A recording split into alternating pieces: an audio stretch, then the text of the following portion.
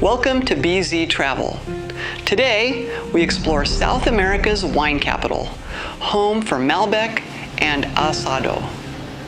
To cross the Andes range, you can brave a risky mountain pass or face a turbulent flight. We are flying from Santiago to Mendoza. We chose the 1-hour flight.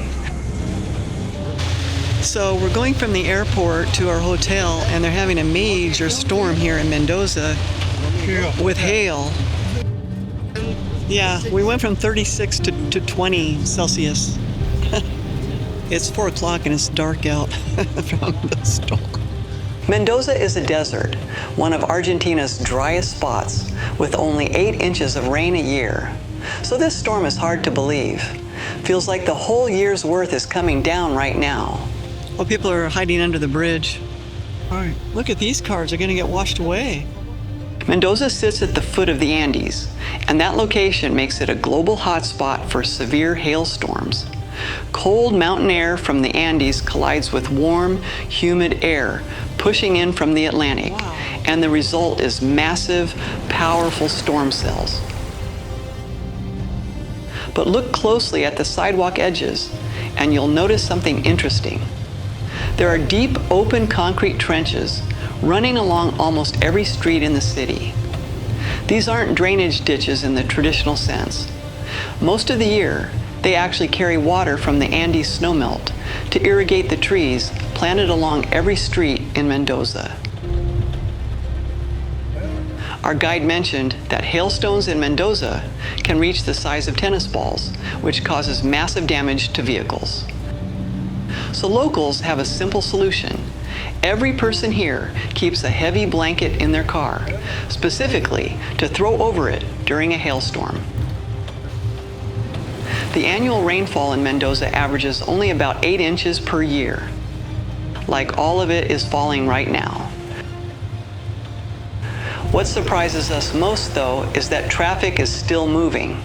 People aren't stopping. They're not panicking. They are just driving. A bicycle? Yeah. That's something. That's crazy. You did it. You did it. Look at this. Just look. That is not a puddle. That is not flooding. That is a moving river on a city street. And those cars are just driving through it. Electric buses. This looks a little bit too deep. At this point, I'm genuinely wondering, are we even going to make it out tonight? We have a dinner and a tour tomorrow, but looking at this street, I'm not so sure.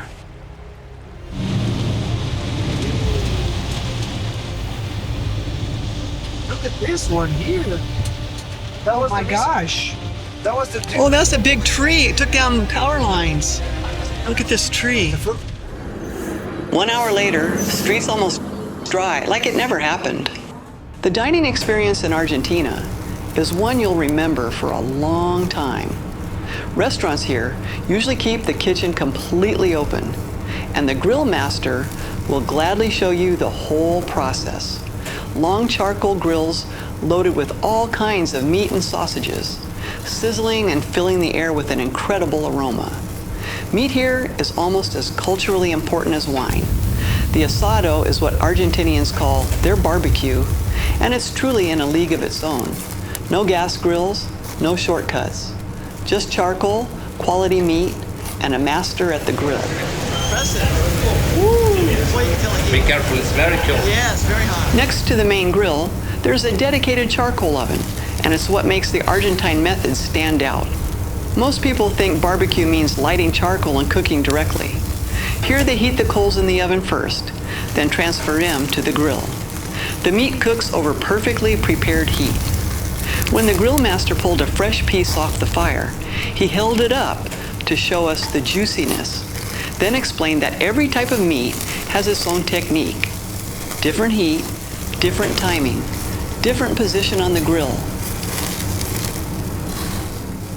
Dinner in Argentina is a cultural experience, not just a meal. We sat family style with our new friends we made on this tour through South America. The Malbec kept flowing and the meat kept coming. Multiple cuts, all grilled to perfection, with chimichurri sauce that tied everything together. I had my first tomahawk steak here, a massive cut with the full rib bone still attached, juicy and perfectly done. But what stood out most was the pace and the atmosphere. Argentinians don't rush dinner. It's social time. Restaurants here typically don't fill up until 10 p.m. For us, that took some adjusting. At 10 p.m. back home, we are already in bed. After a dinner like that, a walk was exactly what we needed. And there is no better place to walk in Mendoza than Avenida Aristides. It's still relatively early and the avenue is already alive. Young people are just starting to come out, groups forming, tables filling up slowly. I can only imagine what this place looks like at midnight. Our guide told us that's when it really peaks. Restaurants, bars, and pubs completely packed, and most places stay open well past that.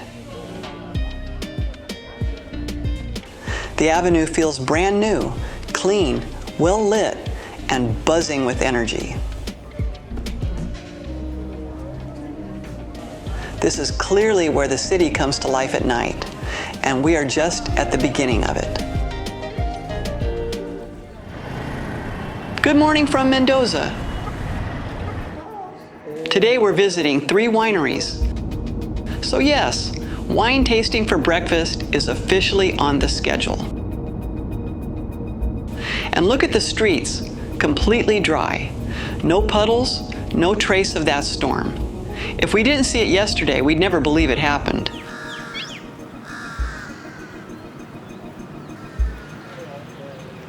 So this little winery, Castarena, the guy, he lives in the States. He's a financial guru, whatever, but he bought these wineries for a hobby. And he took it over after many years of it being dilapidated. And he has a lot of bottles sent home. It's really quite beautiful. Our first stop is a boutique winery, small by Mendoza standards. That's one style you'll find here. But Mendoza has 1,200 wineries in total, ranging from these small estates all the way up to massive operations that fill supermarket shelves in 80 countries. This region alone produces 70% of all the wine in Argentina. Mendoza is best known for Malbec, but they grow and produce many other varieties here too. The only problem with all of this, it's morning, and honestly our bodies are still asking for coffee, not wine. But here we are. The owner of this winery is Peter Dartley, the former vice chairman of Pequot Capital, one of the largest hedge funds in the world. His 4 vineyards are named Jamila, Naoki, Lauren, and Owen, after each of his grandchildren. Not a bad hobby for retirement. Down in the basement is a private vault. Perfect temperature, perfect humidity, built for aging wine in the bottle. This is Peter's personal collection, and none of it is for sale. Every now and then he ships some out for a special event, or maybe just to impress a few friends. Speaking of collecting, what do you collect? Drop it in the comments below. We collect memories. Look at those fermentation tanks on the right. Concrete, not steel. Huge. Not what most we picture when we think winemaking. Wow, that's a beautiful room. Yeah. Oh, wow. It's beautiful. Well, Circle, ready for this? Okay. So it looks like we're going to try 3 different wines. Yeah. A Malbec, a blend, and a... Cabernet Sauvignon. Cabernet Sauvignon. It's 10 o'clock in the morning. We're not really in the mood for it, but we'll try. Oh, yeah. I want to buy myself one right now. I was telling him the right now neighbor I'm going to. So our first tasting is a blend. It's a Malbec, but it's a blend from three different vineyards. So let's try it. Judging wine at this hour is not easy, but honestly, they were pretty good. The winery also has a retail shop and a restaurant on site. And when you think about the fact that this whole place was once completely abandoned, what they've built here is genuinely impressive. Mendoza has 150,000 hectares of vineyards, and every single one depends on snowmelt from the Andes. That water fills rivers and reservoirs, then flows through gravity-fed trenches directly into the vineyards. Winemakers just open a small gate, and the water floods right in. Okay, we're about to go into our second winery out of the three, and it's a completely different feel. Piattelli Vineyards. This winery is owned by another American, John Malinsky from Minnesota. Unlike the first winery, they use a drip irrigation system here for the vines. The reservoir on the property makes everything look beautiful, and that fountain isn't just decorative. It aerates the water to keep it from going stagnant. Wow, what a nice view. Huge vineyard. We tasted more wines here, and they were good. But what really stood out was the setting. Beautiful landscaping, open views, birds everywhere. The grounds alone make this winery worth visiting.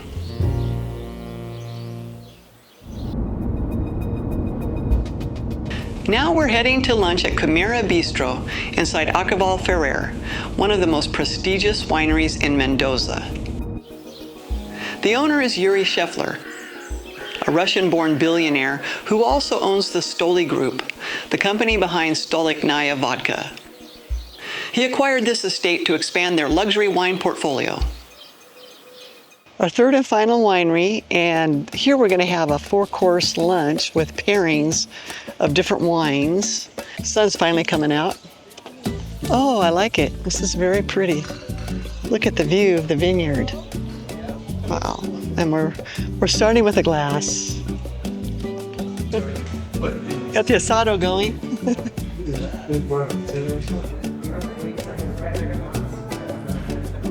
Oh, wow. It's like a Michelin star restaurant. Quimera Bistro serves a full multi-course menu with wines paired to every single course, from the appetizer straight through to dessert. Everything was delicious, Michelin-level presentation and taste. Honestly, one of the best lunches we've ever had. We didn't get a full winery tour, but there's a lookout window at the back of the restaurant where you can see the fermentation tanks. Very impressive operation. When money is no object and the passion is there, the results speak for themselves. Mendoza was incredible, but Buenos Aires is next, and that city is on a completely different level.